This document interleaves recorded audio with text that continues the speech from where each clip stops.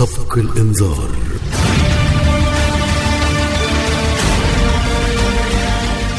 مع سبق الإنذار توجه عزة إسماعيل. الفنان والنجم تامر هجرس، برحب بحضرتك وكل سنة وحضرتك بخير ورمضان كريم. الله أكرم، وأنا برحب بيك يا عزة. أستاذ تامر، في هذا البرنامج هناك مجموعة من الإنذارات نطلقها، بعضها معلوم والآخر بنتحقق منه.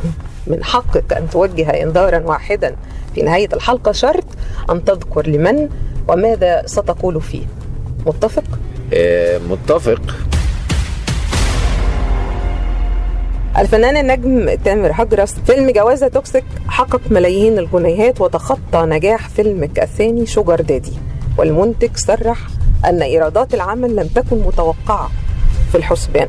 ترى هل هذا انذار بأن الإيرادات هي من يتحكم في نجاح العمل قبل أي اعتبارات أخرى، أم أنها أرقام ينشرها منتجو الأفلام المقصود بها الترويج لهذه الأفلام؟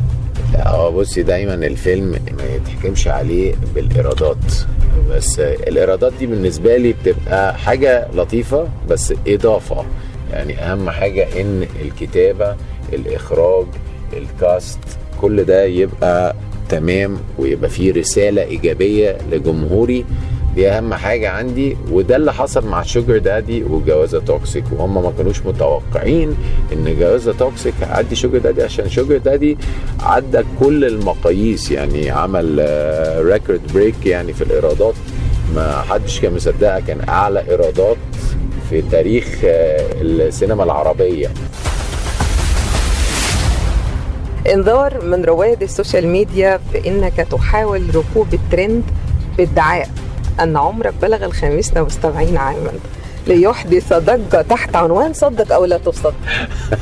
لا، ده كان لقاء مع ريهام سعيد، بتقول لي عمليات تجميل ولا مش عارف تحافظ على البشرة ولا الصحة، فقلت لها لا، أنا يعني مؤمن إن الواحد برضو ياخد باله من شكله في حاجات مثلا البوتوكس والحاجات دي. قلت لها يعني انا ما يبانش عليا 75 سنه كهزار يعني. فالموضوع بقى ايه، عمل شويه حركات على السوشيال ميديا.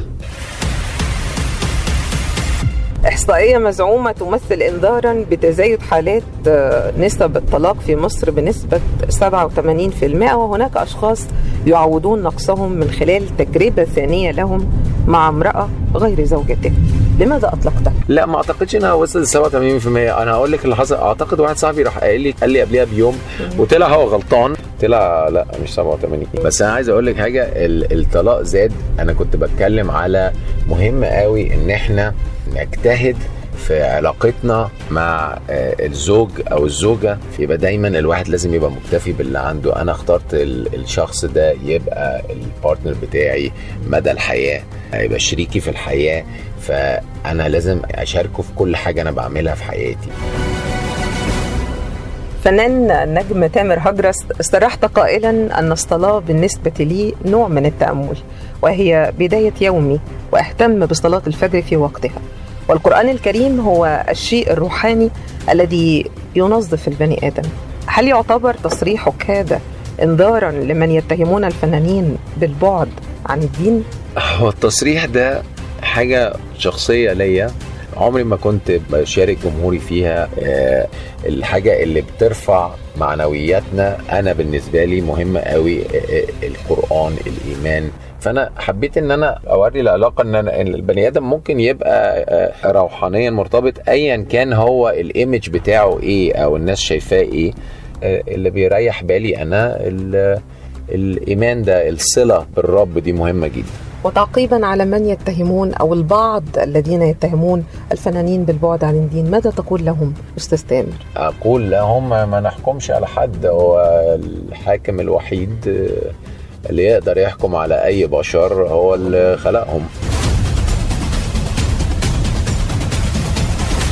انذار من الفنان تامر هجرس شخصيا يوجهه لمن وماذا يقول فيه؟ انذار، الكلام سلاح قوي جدا، مؤثر جدا. البني آدم بيتأثر بكلام. احنا كبشر كبني آدمين اعتقد مهم جدا ان احنا نعرف ونحافظ على كل كلمة بتطلع من بقنا، علشان ما نعرفش الكلام ده بيأثر في اللي قصادنا قد ايه، وممكن يأثر عليه لحد امتى. ناخد بالنا من الحاجات دي.